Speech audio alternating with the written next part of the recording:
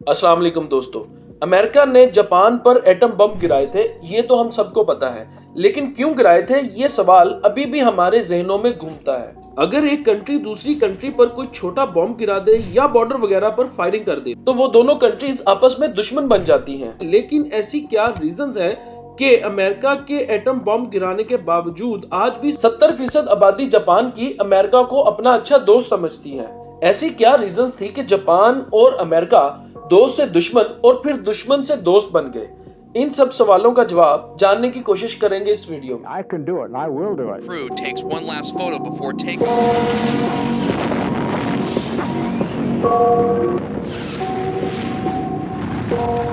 ये बात है 6 अगस्त 1945 की, जब अमेरिका ने जापान के शहर हिरोशिमा पर दुनिया की तारीख का पहला एटम बम गिराया।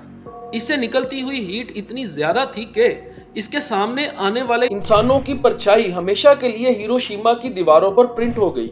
इस अटैक के नतीजे में शहर का दर्जा हरारत 4000 डिग्री सेंटीग्रेड तक पहुंच गया था, जिससे मेटल से लेकर इंसानों की हड्डियां तक पिघल गई थी।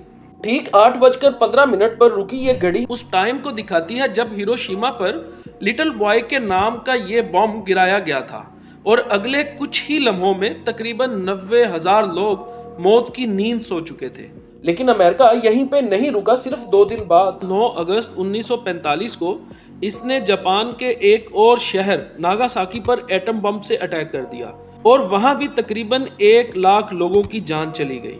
एक वो टाइम था जब ब्रिटिशर्स ने बरसगीर पर कब्जा किया हुआ था, यानी पाकिस्तान, इंडिया और बांग्लादेश। दिल ही दिल में आज भी हम उनसे नफरत करते हैं, क्योंकि ब्रिटिशर्स ने हम पर बहुत जुल्म किए थे। लेकिन दूसरी तरफ जापान के तकरीबन 70% लोग अमेरिका को पसंद करते हैं और इसे अपना सबसे भरोसेमंद साथी मानते हैं। अब हमारे जहन में यह सवाल आता है कि इतनी बड़ी तबाही के बाद भी जापानी अमेरिका को अच्छा दोस्त क्यों समझते हैं? इसके लिए हमें जाना पड़ेगा 1868 में, जब एम्पायर ऑफ जापान की शुरुआत हुई थी और टोकुगावा शोगुनाटे एम्पायर का खात्मा हुआ था। 1868 से पहले जापान में असल रूल मिलिट्री का था। बादशाह सिर्फ एक सिंबल के तौर पर समझा जाता था। इस टाइम पर जापान में बाहर से आने वाले सामान और टूरिस्ट पर बैन लगा हुआ था, और जापान की इंडस्ट्री पूरी तरह से बंद पड़ी थी। यहाँ पर अमेरिका मदद करता है एम्पायर ऑफ जापान की, और मिलिट्री की पावर चली जाती है एम्परर के पास। इसके बाद जापान में इंडस्ट्रियलाइजेशन और मॉडर्नाइजेशन बहुत तेजी से बढ़ता है, और वेस्टर्न कंट्रीज के साथ इनके ट्रेड रिलेशंस बहुत अच्छे हो जाते हैं। अब आप सोच रहे होंगे कि अमेरिका को क्या जरूरत पड़ी थी जापान की मदद करने की, और वो भी इतनी दूर से आके। असल में अमेरिका ने ये सब जापान की मदद करने के लिए नहीं, बल्कि एशिया में अपनी तजारत के रास्ते खोलने के लिए किया था। एशिया में आने वाली अमेरिकन शिप्स को कोल की जरूरत पड़ती थी, जिसके लिए जापान एक आइडियल लोकेशन थी, और जापान के मिलिट्री रूल के दौरान ये शिप्स जापान से नहीं गुजर सकती थी। अब अमेरिका जापान के अंदर ही अपने प्रोसेसिंग यूनिट खोल लेता है, जिससे इसकी ट्रांसपोर्टेशन कॉस्ट बच रही थी, और उसके साथ साथ जापान को भी फायदा हो रहा था। वर्ल्ड वॉर 1 में भी ये दोनों मुल्क जर्मनी के खिलाफ इकट्ठे लड़े थे और जीते थे। अब वॉर खत्म होने के बाद एम्पायर रूल ग्रेटर एशिया बनने का ख्वाब देखना शुरू कर देता है, और ये 1931 तक आते आते बहुत से एशियन कंट्रीज पर कब्जा कर चुका था, जिनमें से एक चाइना का नॉर्थ रीजन भी था।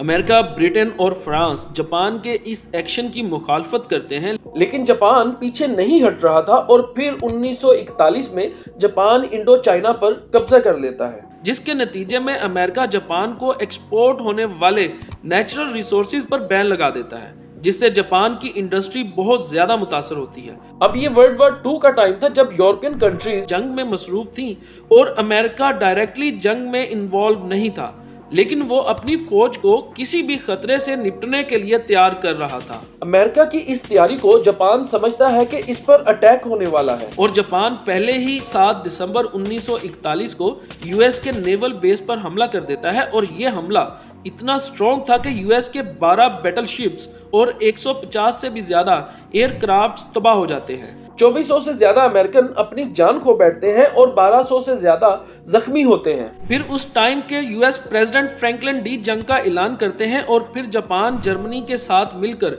अमेरिका पर अटैक कर देते हैं। 1941 से 1945 के शुरू तक ये जंग जारी रहती है और इस जंग में 12 लाख से ज्यादा अमेरिकन फौजियों की मौत हो जाती है। फिर 1945 में हिटलर की खुदकुशी के बाद जर्मनी सरेंडर कर देती है, लेकिन जापान अभी भी हार नहीं मान रहा था।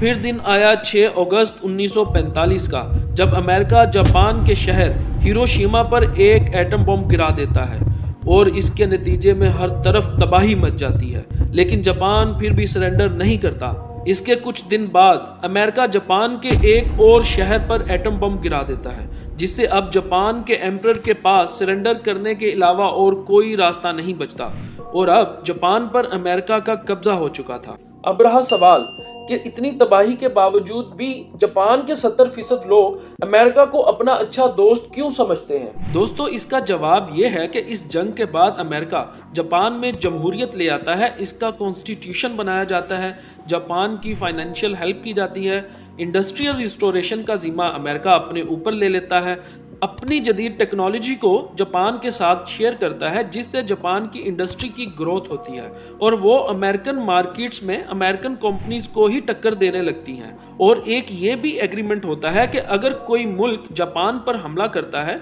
तो इसको अमेरिका पर हमला समझा जाएगा। और क्या दोस्तों, आपको पता है कि जापानी लोग अमेरिका का जापान पर एटम बॉम्ब के अटैक्स का जिम्मेदार अमेरिका को नहीं बल्कि उस टाइम के जापानी हुक्मरान को समझते हैं। तो दोस्तों, उम्मीद करता हूँ आपको ये वीडियो इन्फॉर्मेटिव लगी होगी। कमेंट करके जरूर बताइएगा। तो मिलते हैं अगली वीडियो में। अल्लाह निगहबान।